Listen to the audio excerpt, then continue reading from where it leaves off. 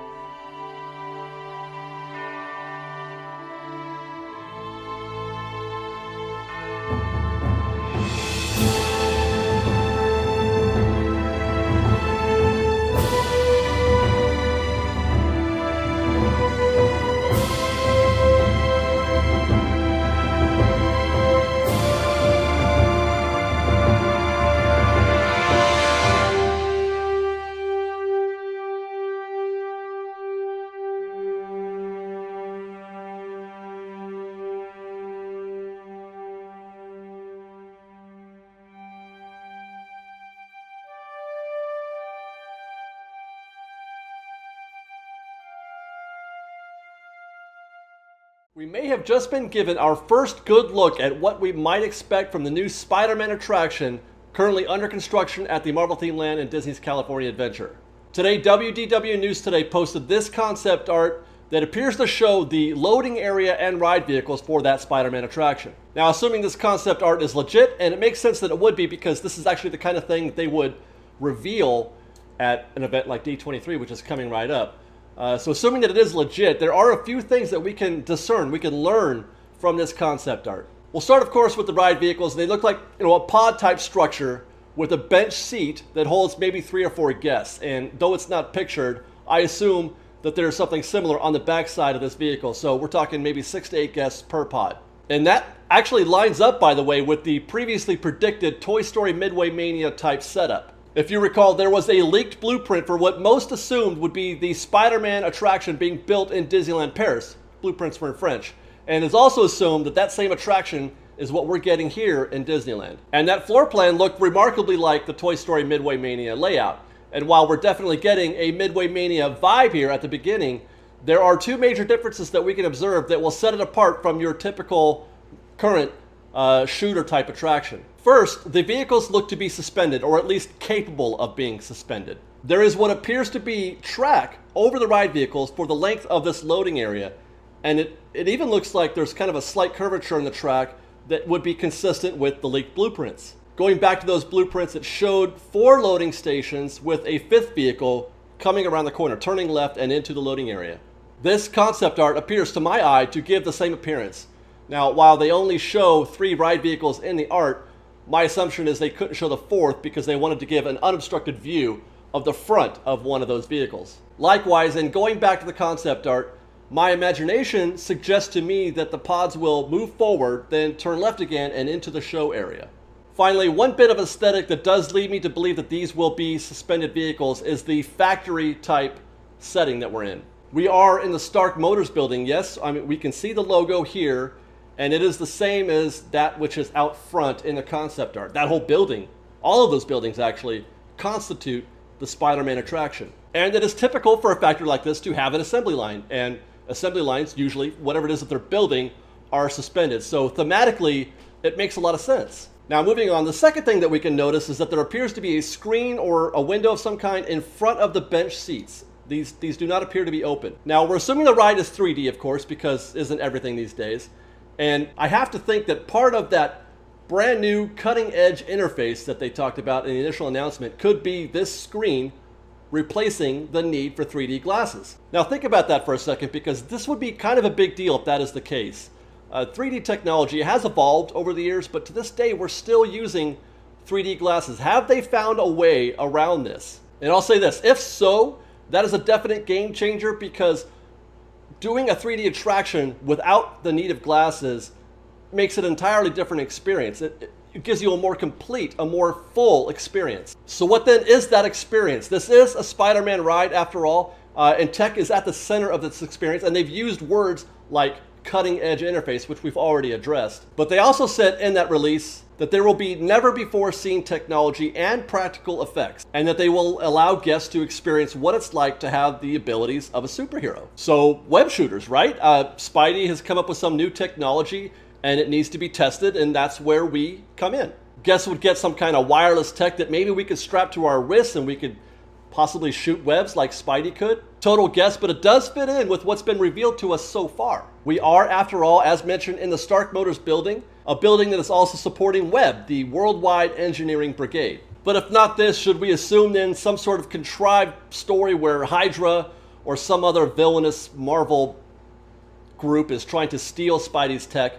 I sure hope not, because that storyline has definitely been played out already all over attractions, Marvel-like attractions across Disney parks. Hopefully, along with the never-before-seen technology and cutting-edge interface, we also get a never-heard-before story. That would be great. By the way, it's also reasonable to expect that if the ride vehicles are in fact suspended, that will feature in the ride experience. That is to say that vehicles won't simply go on a fixed track, kind of like, Peter Pan's Flight or something like that, but rather they might be able to sway left or right or even forward and back, much the same way that Spidey would swing, through a cityscape. And though I don't have anything to support that, I haven't even heard a rumor suggesting that is the case.